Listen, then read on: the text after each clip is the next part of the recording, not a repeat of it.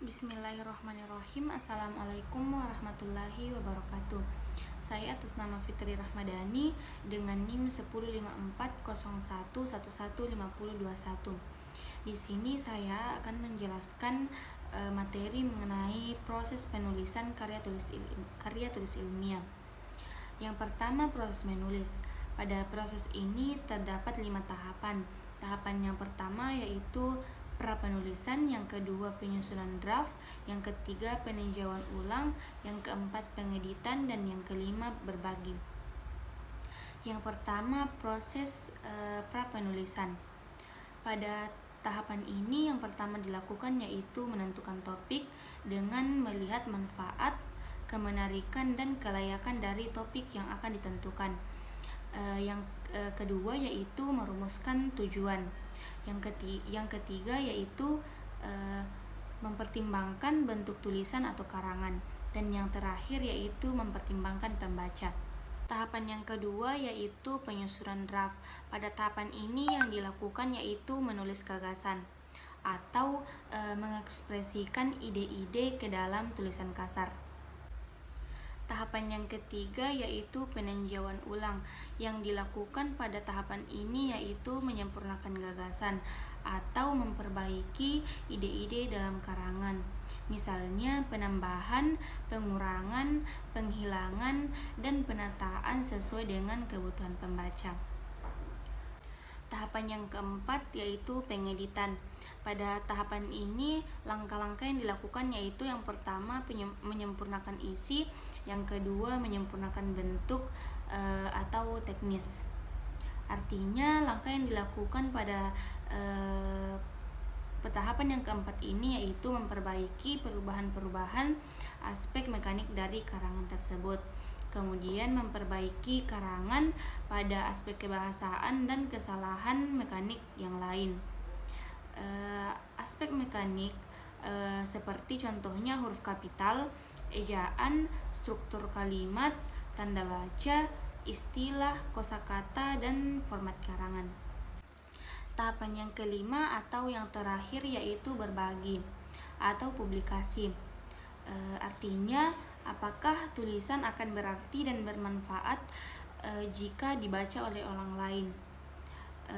Usahakan menyesuaikan tulisan dengan media publikasi yang akan kita tuju.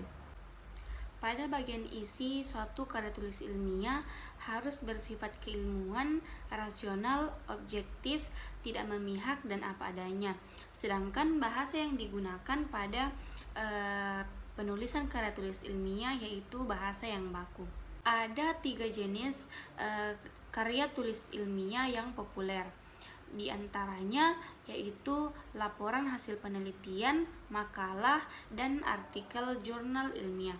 Dari ketiga jenis karya ilmiah ini masing-masing memiliki sistematika penulisan yang berbeda.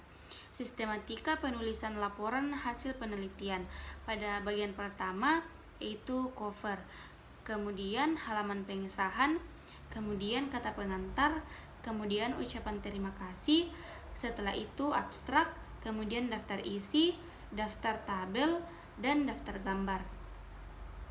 Bab 1 atau pendahuluan yang berisi latar belakang penelitian, rumusan masalah penelitian, tujuan penelitian, dan manfaat penelitian. Bab 2 yang berisi kajian pustaka atau teori landasan. Pada bab 3 yaitu metodologi penelitian. Bab 4 hasil dan pembahasan hasil penelitian. Yang kelima penutup yang berisi simpulan dan saran. Kemudian daftar pustaka, dan yang terakhir lampiran. Sistematika penulisan makalah. Pada bagian pertama yaitu cover, kemudian kata pengantar, kemudian daftar isi, kemudian bab 1 atau pendahuluan. Pada bagian ini terdapat batasan istilah, judul atau topik, dan sudut pandang. Bab 2 atau permasalahan berisi latar belakang masalah, rumusan masalah, faktor pendukung, dan faktor penghambat. Bab 3 yaitu pembahasan.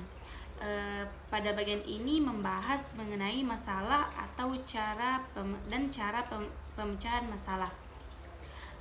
Bab keempat yaitu penutup yang berisi simpulan dan saran. Dan yang terakhir, daftar pustaka. Kemudian sistematika penulisan artikel jurnal ilmiah terbagi atas dua jenis, yaitu berdasarkan penelitian dan yang kedua berdasarkan kajian pustaka. Pada penulisan artikel jurnal ilmiah yang berdasarkan penelitian, pada bagian pertama yaitu judul, kemudian nama penulis, kemudian pos L, kemudian instansi, kemudian abstrak, kemudian kata kunci.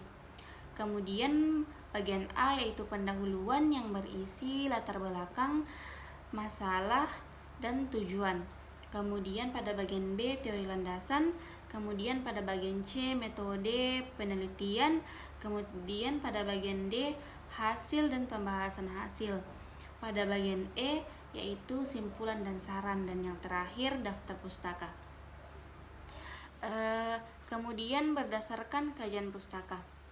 Pada bagian pertama yaitu judul, kemudian nama penulis, kemudian pos L, kemudian instansi, kemudian abstrak, kemudian kata kunci. Pada bagian A yaitu pendahuluan yang berisi latar belakang masalah dan tujuan. Pada bagian B pembahasan. Pada bagian pembahasan ini membahas mengenai butir berdasarkan subtopik atau kajian. Dan yang bagian C yaitu simpulan dan saran. Dan yang terakhir yaitu daftar pustaka.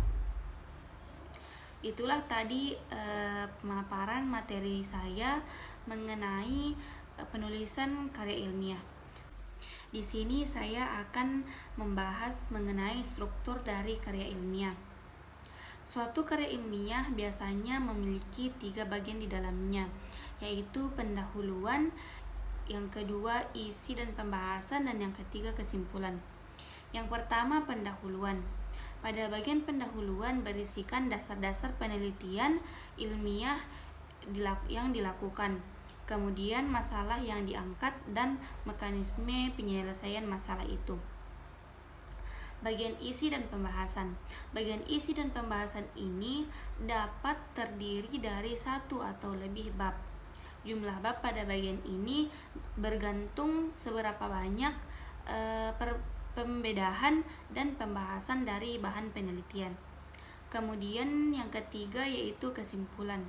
Bagian kesimpulan berisikan simpulan dari hasil analisis pada bagian isi dan pembahasan.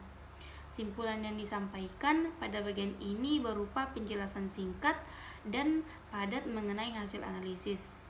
Biasanya bagian ini hanya terdiri atas 1 bab. Materi selanjutnya yaitu ciri-ciri dari karya tulis ilmiah. Ada 9. Yang pertama, reproduktif. Artinya karya ilmiah ditulis oleh peneliti atau penulis harus diterima dan dimaknai oleh pembacanya sesuai dengan makna yang ingin disampaikan. Yang kedua, tidak ambigu. Sebuah karya ilmiah harus memberikan pemahaman secara detail dan tidak dikemas dengan bahasa yang membingungkan. Ciri yang ketiga yaitu tidak emotif. Artinya karya ilmiah ditulis tidak melibatkan aspek perasaan dari penulisnya, sebab karya ilmiah harus memaparkan fakta yang didapatkan dari hasil analisis penelitian. Ciri yang keempat yaitu menggunakan bahasa yang baku. Menggunakan bahasa dan kata baku agar mudah dipahami. Penggunaan bahasa baku itu meliputi setiap aspek penulisannya, mulai dari penulisan sumber, teori, hingga penulisan simpulan. Ciri yang kelima yaitu menggunakan kaidah keilmuan. Penulisan karya tulis ilmiah harus menggunakan kaidah keilmuan atau istilah-istilah akademik dari bidang penelitian si penulis. Hal ini bertujuan untuk menunjukkan bahwa peneliti atau penulisnya memiliki kapabilitas pada bidang kajian yang dibahas di dalam karya ilmiah. Ciri yang keenam yaitu bersifat dekoratif, artinya penulis karya ilmiah harus menggunakan istilah atau kata yang memiliki satu makna. Ciri yang ketujuh yaitu terdapat kohesi, artinya karya ilmiah harus memiliki kesinambungan antar bagian dan babnya. Bersifat straightforward, maksudnya ialah tidak bertele-tele atau tepat sasaran. Ciri yang kedelapan yaitu bersifat objektif. Hal ini sangat penting karena karya ilmiah tidak dibuat berdasarkan perasaan penulisnya. Karya ilmiah harus menunjukkan fakta-fakta dan data-data dari hasil analisisnya. Dan ciri yang terakhir yaitu menggunakan kalimat efektif. Ciri ini berkaitan dengan semua ciri sebelumnya. Tujuan penggunaan kalimat dalam karya ilmiah agar pembaca tidak dipusingkan dengan penggunaan kalimat yang berputar-putar. Penggunaan kalimat seperti itu hanya akan membuat pembaca bingung. Sekian pemaparan materi dari saya. Wassalamualaikum warahmatullahi wabarakatuh.